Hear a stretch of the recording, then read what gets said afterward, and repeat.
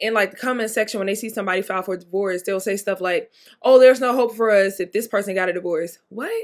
Why are you basing your life off other people's life? That don't make no sense to me.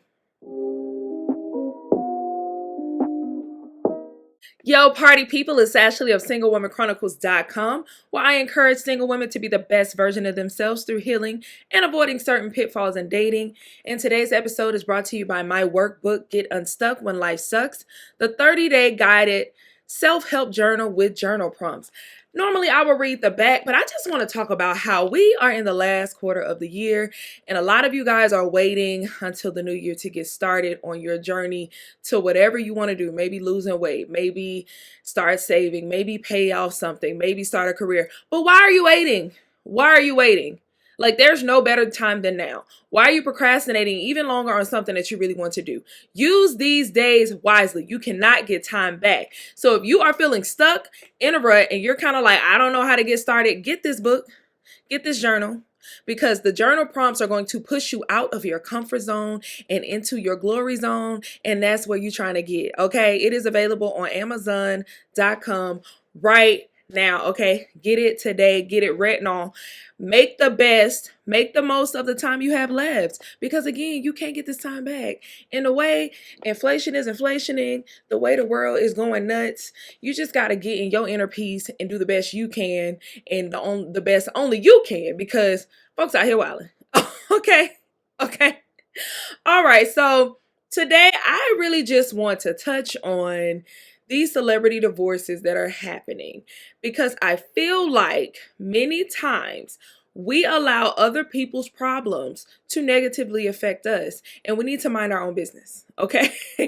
Now, I know I be minding other people's business, but I do it on a surface level. I don't do it on a level to the point where it affects me and discourages me. So I wanted to title this episode, "Are Celebrity Divorces Discouraging You?" Because I hear a lot of people say under these comments, in like the comment section, when they see somebody file for divorce, they'll say stuff like, "Oh, there's no hope for us if this person got a divorce." What?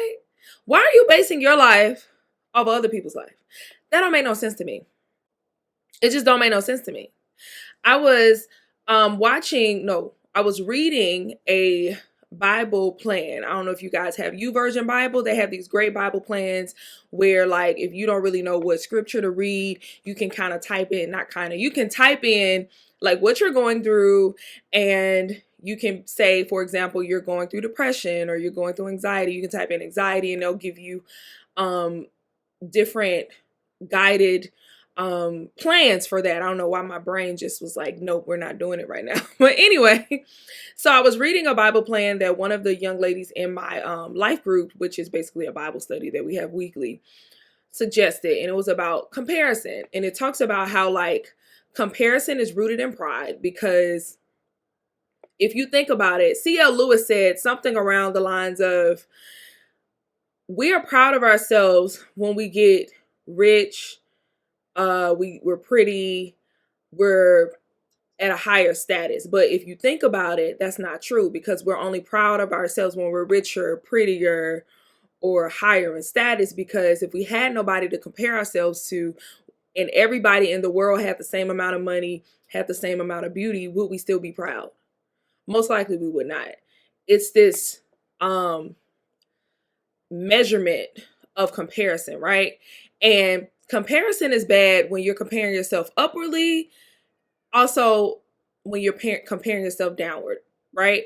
So people feel like it's only bad when you're looking at a situation like, oh my God, this person is my age, my race, and they're female as well, and they have more than I have. Maybe they have a family, maybe they're married, maybe they're making more money, maybe they own 1, 2, 3 homes, and I don't have any of those things. So you feel bad about yourself. But also, comparison can kill. You know, they say comparison is a thief of joy. Comparison can steal your joy, even when you're comparing yourself to people who are not doing as well as you. For example, with these divorce things, like, yeah, you may be single, but you're looking at someone who's getting divorced. And although that's something that you shouldn't even be thinking about or worried about, when you see it, it makes you think all these things like, dang, if they get a divorce, she reminds me of me. So if she gets a divorce, there's no hope for me. That is a lie. It just makes no sense. Like, we don't know these people. I know we feel like we know these celebrity couples. We don't know these people. We only know what they show us. We have no idea what they're dealing with. We don't know how they went into the marriage. We don't know the real issues behind why that marriage ended. We don't know what tools they used or didn't use to salvage the marriage. We don't know. So I think it's foolish of us to feel like, oh my God, because they didn't make it, that means there's no hope for anybody. Now, it does make me sad just seeing that, because I'm motivated and inspired by people doing things successfully that I want to do, right? So if there's a person who was single for a long time and they got married and the marriage ends, that makes me sad. For example, Megan Good and Devon Franklin, that was sad for me because, I read The Wait. That was the beginning of my celibacy journey. That book helped me tremendously. Like, I really didn't know where to start, but that book helped me to start. And I remember when they got a divorce, people were like on the internet saying, oh, I'm throwing this book away. It was literally people trashing their book because they got a divorce. And I just thought that was so stupid because I'm like, what that divorce got to do with that book? Like, the book is still useful. What is wrong with you people? Like, what is wrong with you people? That makes no sense. It's like people want grace but don't give it. Like, you want the grace extended to you for being human and being the human that makes mistake. That does not mean that your work, your gifting, what you're anointed to put out into this world is flawed. That just means you're flawed. Like, a person can be a doctor that saves millions of people. I got a great example. Martin Luther King. Martin Luther King is an icon. He literally shifted the world. He literally shifted America. He literally made our civil rights move. Like, without Martin Luther King, we would not have a lot of the equality that we have now. Of course, we still have a ways to go because racism is still racism. We still have a lot of systems put in place to battle, against racial inequality. But you'll get what I'm saying. Martin Luther King, he is a wonderful man. And he did a lot for this country. But you still have people criticizing him for his alleged affairs on his wife. And what I don't like is that people will make it seem like just because this man may have been unfaithful, we don't know for sure, but these were the rumors. Just because he may have been unfaithful, does that erase all that he did do? The answer is no. Because we're still living in what he gave to the world today. Because without him, we would not have as many rights as we have now, as much equality as we have now. We wouldn't. We needed him. I'm not about to say that he sucks as a full person and that his stuff does not matter just because he was allegedly unfaithful. That is foolish. So I just think it's crazy that when we see these couples, and, I know the TV show Black Love, people were talking about how like half of the couples on Black Love are divorced now. Like Tia and Corey, that hurt me. Tina Knowles and her ex-husband, well, I don't think it's finalized yet, but they are getting divorced. That was like hurtful. And some more people, Devon and Megan were on there, and that was hurtful, right? But even the gems that they gave, that does not negate what they gave, because stuff happens. Stuff happens, but that doesn't say that just because this happened to you, I'm not going to use what you put out into the world, because at the time it was working, right? But we don't know what went on afterwards. So I just don't like how the world does that. Just make it seem like, oh, because this person made a mistake, because their marriage ended, let's throw everything about their marriage away. And that's just foolish to me. Like, I still think, like, people may feel like, if I want to speak to a couple about marriage and get like their tools and things of that nature, I only want to speak to someone from a successful marriage. But I think that's foolish, because I would definitely talk to someone who was divorced and ask them, okay, where did it go wrong? What can I avoid so that I can avoid what you went through. Like, they still have wisdom. They still have things to give. So I just don't like that whole unforgiving culture. When someone gets a divorce, you just make it seem like they suck and everything they put out into the world sucks and they're untrustworthy just because of that. Because people, like, even with Steve Harvey is on his second wife, but he wrote the book Act Like a Lady, Think Like a Man. That book has some gems in it. No, I don't agree with every single thing in there because it has to be adjusted to the culture that we're in, but it still has some gems. I'm not going to throw away the person's advice just because they have a past. They learn from it. You're going to either take a L as a loss or an L as a lesson, baby. And that's just what it is. So don't let these divorces discourage you and make you stop hoping in the love that you hope for that will lead to marriage. Like, don't do that. There is still hope for you because you are not them. You are not them. So just don't do it. It just really grinds my gears, people. The other thing I wanted to talk about was the Tyler Perry clip that is going viral. And I think I'm going to go ahead and put it here just so we can discuss it. All right, just in case you haven't heard it. So I'm going to roll that beautiful bean footage. Here you go. A lot of women, especially black women, and I might get in trouble for saying this, but I will. In our society right now, black women are making a lot more money for the most part than black men, right? There are a lot of black men who are successful, but for the most part, black women are making the money. So if you can find love, if that man works, at whatever job, and is a good man and is good to you, and honors the house and honors his wife and does what he can, because his gift may not be your gift. Exactly. That is okay. That's not somebody who's beneath you. Yeah. That's somebody who came to love you at your worth, right? Yes. And as long as he's secure in himself to know that, yep, she makes most of the money, all I can pay is the light bill. As long as she's comfortable enough to say, I'm going to cover the mortgage and all the other stuff, you've handled the light bill, baby, you can take me to dinner every now and then. That is fine. Yeah. That's fine. So I'm biased. I'm biased, y'all. I can't even lie. Let me tell you why I'm biased. Because unlike most people who only take the clip and judge from the clip, I actually watched the whole video. So this clip came from Keep It Positive, Sweetie, which is, I think her name is Crystal Renee's podcast. And she interviewed Tyler Perry. Now, if you go listen to that whole podcast, it is so encouraging, like mad encouraging.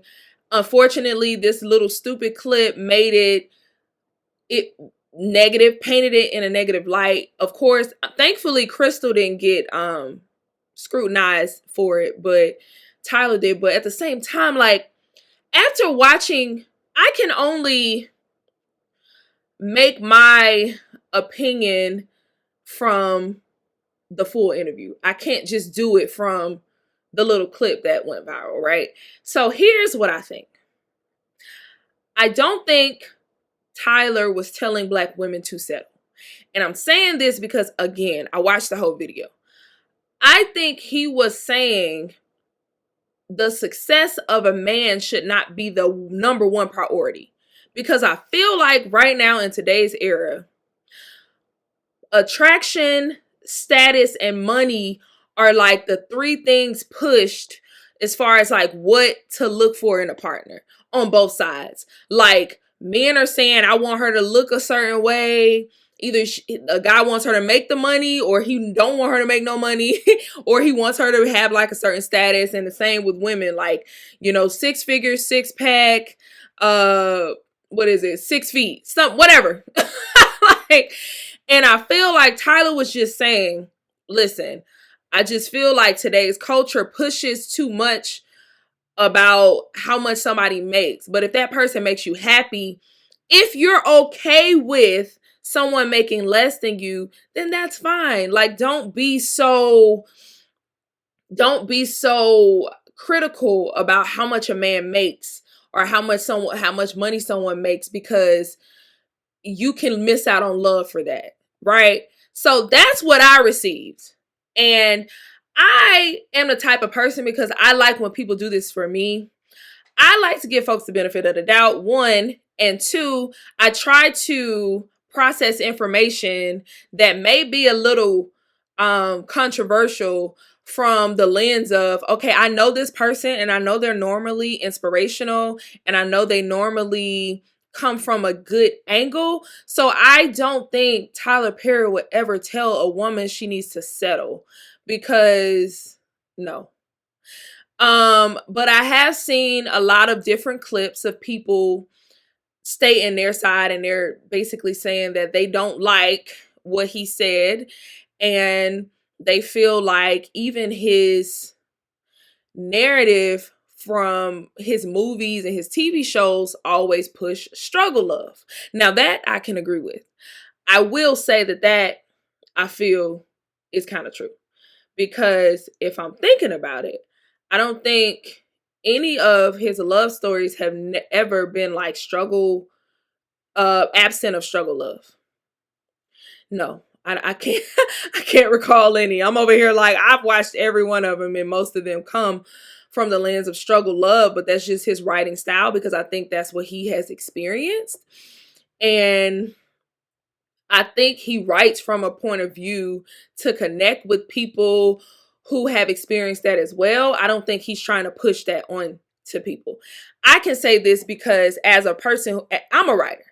I have a fiction novel. Shout out to Single Woman Chronicles and Atlanta Love Story. Kinda. You can get that right now on Amazon, books on Google Play, Apple Books, as well as Audible if you don't like reading. But yeah, I write from an angle that I've experienced. And I write from that angle because, one, I feel like you're a better story writer when you've experienced certain things. It's easier to write when you've experienced it. And two, I feel like someone can relate to it, because sometimes when we're in our struggle, we feel alone. And although there are movies that I love that are great love stories that, it's super easy. They meet the guy, he's perfect, they go live happily ever after. That hasn't been my experience. So I watch both. Now I watch the ones that, it's easy, ain't no struggle love there, and they can just go and live happily ever after without any craziness happening, for hope. But I do believe representation matters. So I do like watching shows where, people have gone through the struggle and have figured out how to work it out, because that can, one, make me feel like I'm not alone, and two, help me to gain practical views on maybe how I can handle that, or how I can avoid that. So I don't feel like Tyler Perry meant it how everyone is saying it, but I do understand the outrage of Black women, because I'm a Black woman. I do believe that society wants us to settle because they feel like we're already at the bottom and we should just be happy that any man wants us at all. And that's the sad part. And it sucks because they don't tell women of any other race to settle or feel this way.